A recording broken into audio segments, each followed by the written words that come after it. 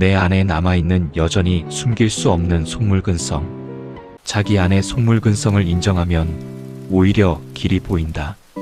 윤경 변호사. 고백하게 있다. 의도와 다르게 난 오해받고 있다. 내가 일부러 속이려 한 것은 아니나 어느 날 진실이 밝혀지면 난 두 손을 철사줄로 꽁꽁 묻힌 채 단장의 미아리 고개를 넘어 끌려갈까봐 잠을 설친다. 긍정적이고 도덕적인 글을 자주 쓰다 보니 가끔 어떤 사람들은 나를 성인군자로 착각하는 것 같다. 남에게 피해를 주지 않고 나름 사회에 보탬이 되는 보람있는 삶을 살고자 부단히 노력하고 있지만 그렇다고 해서 내가 성인군자가 되는 것은 아니다.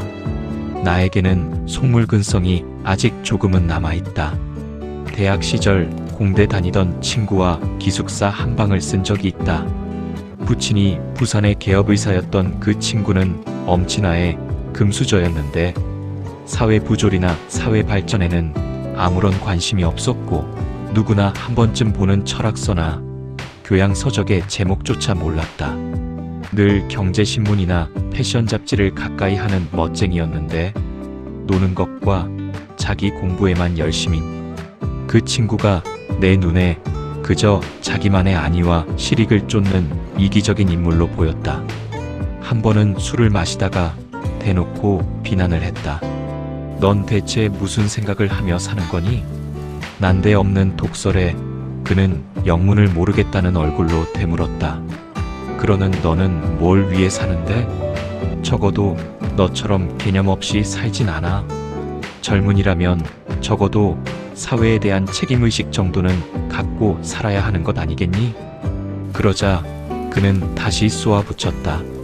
내 기준으로 판단하지 마.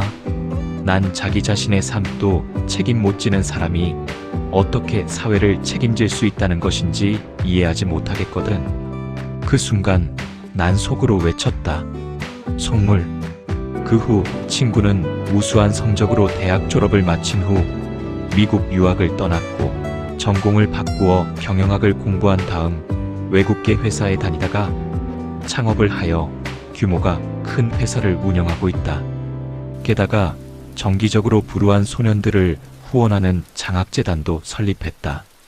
오래전의 예상대로라면 그는 부유한 아버지 덕에 흥청망청 돈을 쓰며 무의미한 삶을 살고 있어야 했다. 사람들은 속물이라는 단어를 싫어한다. 하지만 내가 말하는 속물이란 남에게 피해를 주는 이기주의가 아니라 현실적인 가치를 추구한다는 의미이다. 현실적인 속물이 된다는 것은 순수한 이상이나 꿈을 포기한다는 것과 같은 뜻이 아니다. 단지 현명한 속물은 꿈을 무지개 너머에서 찾는 것이 아니라 자기 손이 닿은 곳부터 찾기 시작한다는 차이가 있을 뿐이다. 젊은 시절에 속물이 되면 중년 이후에는 덜 불행해진다. 일찌감치 속된 것들을 충분히 경험한 사람만이 나이가 들어 그 모든 속된 것으로부터 자유로운 우아한 삶을 살 수 있기 때문이다. 나이가 들면 누구나 저절로 순수해진다. 보다 너그러워지고 마음을 비울 줄 안다. 나이가 들면 모든 것이 감사하고 행복하다.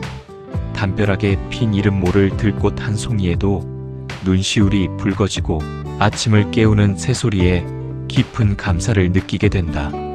그러니 젊은 시절에 잠시 현명한 속물이 되어 현실적인 가치를 추구하고 좀 더 실용적으로 살기로 마음먹었다고 해서 문제될 것은 없다.